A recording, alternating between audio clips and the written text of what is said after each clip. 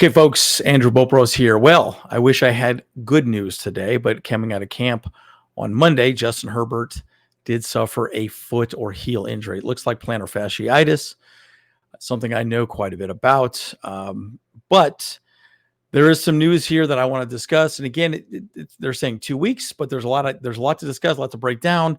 It's an unfortunate situation, but if there is some good news, it happened well before preseason. There's plenty of time for him to heal up. So I do kind of feel like this is more of a precautionary situation, but a lot to break down, guys. Let's get into it. Bull Bros!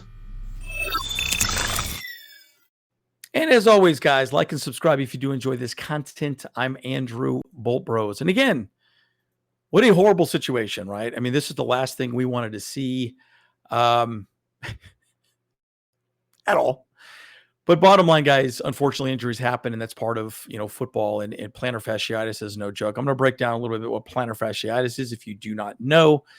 But again, it looks like a 2-week injury. He's going to be in a boot. He's going to be on the sideline. I'm going to talk more about that as well too. But it's really frustrating, and unfortunately, it's not what this man right here wanted to see moving into this season. Right? Again, Justin Herbert's the crown jewel. You know that. I know that. The whole league knows that. Everyone wants to see Justin Herbert because he's such a great guy, and at the end of the day, he's incredible, right? And the NFL wants to see him play. And so there's a lot to be said about who he is, how he bounces back from this. But there's some things to be said, about this injury. Again, Justin Herbert is down probably 2 weeks, unfortunately. So, it just breaks my heart. So this is what the Los Angeles Chargers posted. I believe this is on their Facebook. Following yesterday's practice, that was Monday, Justin Herbert was diagnosed with an injury to plantar fascia in his right foot. Plantar fasciitis. I'm going to talk more about that here in a second. Doctors have recommended approximately 2 weeks in a boot, followed by a graduated return to play protocol, with expectations he'd be ready to start the regular season. Now, here's the thing. Well, let me just go through the next slide here. It is an inflammation in the bottom of your foot. Let me just show you this, right? So it's right through here. It's a heel problem. He ran the ball quite a bit. Actually, I think I'm posting a video. We did a short on one run that he did, scored a touchdown on 11-11. And the reality is he was running quite a bit. But this is an injury that needs to be addressed. And the thing that kind of sucks about this is that he's a very good rushing quarterback. So now you get a little stressed out. You start thinking about it. You say, okay, is he going to run? He does very well on the run. And this is just one of those things where if he's dealing with it and not able to be comfortable, it makes it hard. But it's right here in this little spot right here at the heel. So when you run, every time you hit right in the bottom of your heel, it's just pain. It just shoots up your leg, and it just absolutely hurts. Now they can numb it. They can, hit it with a, numbing shot or whatever. Guys, it ain't good, right? I mean, at the end of the day, he doesn't want to run, right? And that's a big part of the problem. But again, it's a common condition that causes pain at the bottom of the heel and the foot.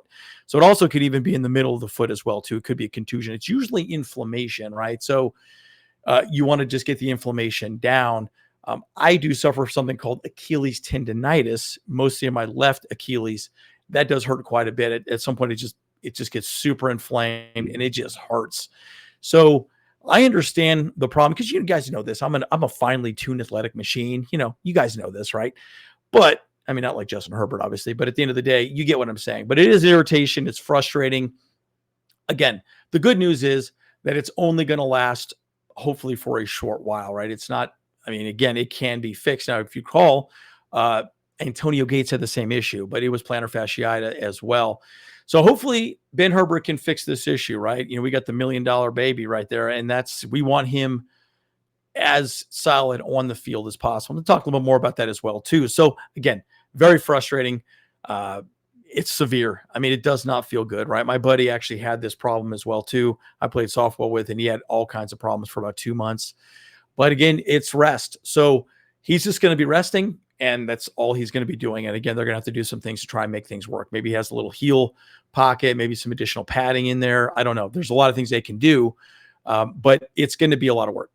So, and here's what sucks about this whole thing, right? We're not going to get a lot of information on this, right? So just, if you watch what Harbaugh said the other day about injuries, he doesn't want to talk about what's going on with players. Again, we still don't really have a lot of updates on Jamari Sawyer. So it's one of those situations where we're not going to get a lot of information, right? He's the $1 million baby, right? You guys know that song. And at the end of the day, pretty close to the vest on what's going to be said, right? There's HIPAA rules, HIPAA laws. There's things that don't want to be said, things that can be said, all the above. But again, he's not trying to come back and say, well, this is what's happening. No, and where this really sucks is he was really, really doing very well when it came to, working, with the wide receivers. I mean, he was dealing out there with DJ, Palmer. The ball was going into QJ's hand, but he wasn't catching it, right? You got Ladd McConkey. It's frustrating, right? It's one of those situations where, again, what I'm concerned about is that he might, struggle with coming back and being ready to go, this season. But again, what it basically means is Easton Stick, Max Duggan, and Casey Bauman now are going to have to, take the brunt of what's going to be happening moving forward. Again, we all know Easton Stick's the number 2. And Easton Stick has looked very good too, guys, by the way. I know a lot of people give him a hard time and say he doesn't look good these past few years. He's actually looked great. Max has not looked great. Casey actually looked pretty good, but it is a concern, right? It is one of those situations. Now, I'm going to make a prediction. If we sign another quarterback in camp, then we know that it is really serious, right? I don't suspect that will happen, but my point is, do you feel confident going with Easton Stick? Yeah, I would say no. Casey Bauman, definitely say no, right? Max Duggan, definitely say no. But my point is, again, he wasn't going to play preseason. It wasn't going to happen either way. But again, it's just such a stressful situation because at the end of the day, he was ready to go, right? He was ready to go. And I have noticed that Justin Herbert hasn't worn a lot of protective gear, even on his ribs. He's a very tall guy, right? And I think that's one of the things that, I do get worried about with him. He doesn't wear a lot of the same pads that some of the other quarterbacks in the league wear, right? So I'm very curious to see how it plays out. I'm very curious to see how they manage it moving forward. Again, it's inflammation, but it's a plantar fasciitis injury is a buildup of inflammation, and it really gradually happened over and over again as he was running, and then obviously it just got worse and worse. Again, I do really feel like this is a precautionary issue. I don't really feel like this is, a monumental injury, like a Joe Burrow calf injury that we had last year, right? That's a lot worse because that's a soft tissue issue. It's going to take a lot more time. And again, this is, something that can be fixed. Is a very common issue. It really just takes time. And bottom line, he's not going to run the ball, right? I promise you, they're going to say, hey, Justin, you're not running the ball anymore. Okay. I want you to just be in the back. You're a pocket passer, throw the ball. That's it. Again, this happened late Monday. It was announced Tuesday, just literally about an hour ago from the time of me recording this video. Again, I think he will be ready to go by the time of, obviously week 1 versus the Raiders, but we shall see. Again, rehabilitation is going to be a big part of it, and hopefully that does go smoothly. So again, I wish I had good news for you guys. I know this is a little bit of a kick right in the pills and the baby maker, but unfortunately it is what it is. It's part of football, right? And injuries do happen, injuries occur. But this is where Ben Herbert, why we're paying the guy $2 million a year as a strength and conditioning coach. It's his job to get Justin Herbert back on the field. So he's got to do everything he possibly can do. Creams, lotions, massages, whatever it takes, whatever the common way of fixing this issue. And from what I can tell, guys, it's time. So I wish I had better news for you. Leave a comment down below for the algorithm. Let me know what you guys think. Again, this is real, guys. So as always, Andrew Bullpros. See you guys in the next one.